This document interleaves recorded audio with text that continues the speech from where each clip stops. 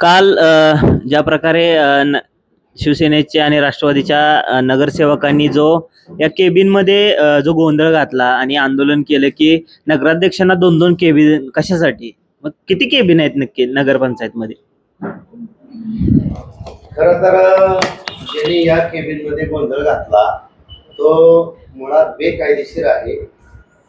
नगराध्यक्ष किंवा सीओ यांची कुठली पूर्व परवानगी न घेता या केबिन मध्ये येऊन त्यांनी स्टंटबाजी करण्याचा प्रयत्न केला, गोंधळ घालण्याचा प्रयत्न केला. माझ्या निषेधाच्याही घोषणा देण्यात आल्या.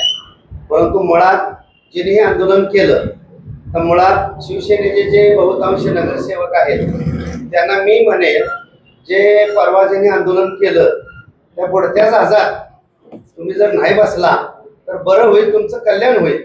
कारण त्यांच्या पत्नी नगरसेविका आहेत आणि प्रत्येक पत्रकार परिषद मात्र घेता येते आणि शिवसेनेच्या नगरसेवकांच्या डोक्यांचा वापर करण्याचा हा प्रयत्न आहे, जेणेकरून प्रशासनावर कोणता तरी प्रभाव पाडावा, प्रेशर आणावं आणि आपल्या पदरात काय जर पाडून घ्यावं, यासाठी त्यांची नेहमीची स्टंटबाजी असते. त्यातलाच हा एक पहिला परवाचा प्रकार आहे. यापूर्वी त्यांनी असे अनेक प्रकार केले. पोलीस स्टेशन पासला राजपथच्या रस्त्याच्या वेळचे बघितलं तुम्ही. सध्या PWDचा साई मंदिर पण सुरू असणाऱ्या रस्त्याचं आंदोलन त्यांनी नाथबाबा तिथं काय केलं, परत तलवार मॅन कशी झाली. त्यानंतर आपल्या इथं गेल्याच आठवड्यात कचरा डेपोच्या संदर्भात वजन काट्या संदर्भात प्रश्न मांडले, तिथेही तोंडावरती पडले. आणि आता त्याच वेळेस ज्या शिवनच्या नावे गळा काढण्याचा प्रयत्न आता त्यांचा चालू आहे. मग असा आठवड्यात त्यांना काय साक्षात्कार झाला की ज्या शिवनी कुठल्या तरी दवाखान्याला व्यवसाय परवान्यासाठी काहीतरी रक्कम घेतली म्हणून आरोप करणारे हेच, आणि लगेच 4 दिवसात त्या शिवनचं केबिन आम्ही आदला बदल, म्हणजे केबिन वरती ताबा नव्हे, शिवनचं केबिन मला आणि माझं केबिन शिवना, बाहेरचं जे माझं केबिन होतं आता तुम्ही बघताय इथं जवळजवळ 20 ते 25 लोक बसू शकतात. या शहरातले वेगवेगळे नागरिक आपले प्रश्न घेऊन येतात आणि त्यांना एक सुस्थितीतलं सुव्यवस्थित कार्यालय असावं म्हणून त्यांच्यानी माझी, म्हणजे शिवच्या आणि माझी औपचारिक चर्चा झाली. त्यांनी सहमती दर्शवली होती. फक्त ज्या दिवशी केबिनची अदलाबदल होती त्या दिवशी शिवसाहेब सांगलीला माधुरीताई मिसाळ दौरा असल्या कारणानं ते सांगलीला गेले होते आणि त्या दिवशी 10:11 त्यांना फोनवरून कल्पना दिली होती की आज पहिला आपलं ठरल्याप्रमाणे चर्चा झाल्याप्रमाणे मी या नवीन केबिन मध्ये येतोय. हा एवढाच विषय झालेला आहे. तर विरोधकांनी नाहीतरी कुठला तरी छोटासा मोठा काढायचा आणि त्याचा राईचा पर्वत करायचा, ही काही त्यांची आजची सवय नाही. ही त्यांची आदळआपट नेहमीचीच आहे आणि ती आदळआपट त्याच्यामध्ये नेहमी त्यांचा स्वार्थ असतो, परमार्थ अजिबात नसतो. त्यांना काही जनतेचं शहराचं घेणं देणं पडलेलं नाही. फक्त आव मात्र मी या गावाचा कसा विकास पुरुष आहे हा दाखवण्याचा त्यांचा नेहमीचाच केबिन वाढण्याचा प्रयत्न असतोय. केबिनच्या संदर्भांचा वाद माझा आणि शिव यांच्यामध्ये कोणताही नव्हता, कोणताही नाही आणि नसेलही. कारण शिव आज त्या चेअरवरती बसून कामानिमित्त आता बाहेर येतील थोड्या वेळानं आणि मी माझ्या केबिनला परवापासून बसतोय. त्यामुळे असं काही नाही, कोणीतरी गैरसमज केलेला असावा आणि त्यांनी पण हलक्या कानानं ऐकून घेऊन मग इथं येऊन काही नगरसेवकांना बोलावून स्टंटबाजी केली. आता त्या संबंधित नगरसेवकांना ज्यांनी बेकायदेशीर आंदोलन केलंय त्यांना सरांनी कायदेशीर नोटीसा बजावू. कारण ते सुद्धा जर एखाद्या संघटनेचे युवा अध्यक्ष आहे म्हणून संबोधतात, पण जिल्ह्यात कुठं काम आहे तुमचं?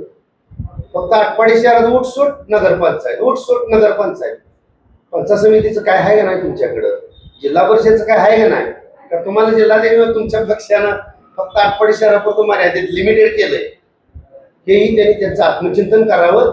आणि मी सर्व विरोधी गटातल्या नगरसेवकांनाही आवाहन करेन की जर आपल्याला जनतेनं 5 वर्षी सेवा करण्यासाठी हे पद बहाल केलंय त्याचा सदुपयोग करूया, विनाकारण कोणाही तर नादाला लागून कुठल्या तरी छोट्या मोठ्या वादात न अडकता शहराच्या विकासाला आमचा हात नेहमी सदैव मदतीसाठी पुढे आहे.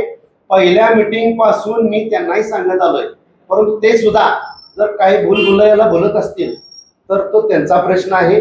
जे या शहरामध्ये मग सामान्य नागरिक असतील जे आमच्या सोबत येतील त्यांना आम्ही सोबत घेऊन शहराच्या विकासासाठी पुढे जाऊ आणि आंदोलनकर्त्यांना, चुकीची बेकायदेशीर आंदोलनकर्त्यांना मी एवढंच सांगेन की चुकीची बेकायदेशीर आंदोलन न करता विधायक कामावरती कसा भर देता येईल याच्यावरती तुम्ही जोर द्यावा. तुमच्या बाबतीमध्ये काही सोशल मीडियामध्ये काही मीम्स फिरतायत की काम नंतर आधी ऑफिस, माझी 2-2 ऑफिस, अशा प्रकारचे मीम्स आहेत. या मीम्स सुद्धा त्या शेअर होत आहेत सोशल मीडियावर.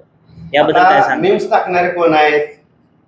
त्यांच्याच ताटाखालीचे मांजर आहेत ना, मग ते टाकत असतील त्यांना बरं वाटावं म्हणून.